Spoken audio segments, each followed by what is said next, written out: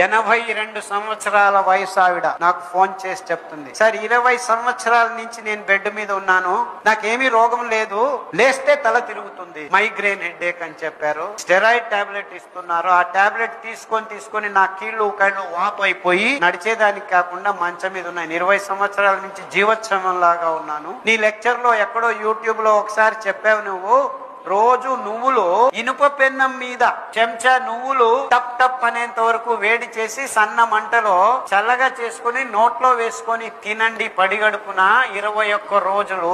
తిని నమిలి నూనె భాసం అవుతుంది, అప్పుడు నీళ్లు తాగండి అని చెప్పావు. సరే 21 రోజులు కాదు, 7 రోజులు చేశాను, నా తల తిరుగుడుగా ఆగిపోయింది, లేచి నించున్నాను.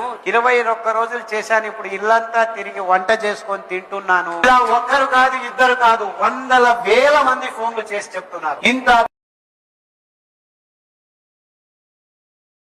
82 సంవత్సరాల వయసు ఆవిడ నాకు ఫోన్ చేసి చెప్తుంది, సార్ 20 సంవత్సరాల నుంచి నేను బెడ్ మీద ఉన్నాను, నాకేమీ రోగం లేదు, లేస్తే తల తిరుగుతుంది, మైగ్రేన్ హెడేక్ అని చెప్పారు. స్టెరాయిడ్ టాబ్లెట్ ఇస్తున్నారు. ఆ టాబ్లెట్ తీసుకొని నా కీళ్లు వాపు అయిపోయి నడిచేదానికి కాకుండా మంచం మీద ఉన్నాయి. 20 సంవత్సరాల నుంచి జీవోత్సవం లాగా ఉన్నాను. నీ లెక్చర్ లో ఎక్కడో యూట్యూబ్ లో ఒకసారి చెప్పావు, నువ్వు రోజు నువ్వులు ఇనుప పెన్నం మీద చెంచా నువ్వులు టప్ టప్ అనేంత వరకు వేడి చేసి సన్న మంటలో చల్లగా చేసుకుని నోట్లో వేసుకొని తినండి పడిగడుపున 21 రోజులు.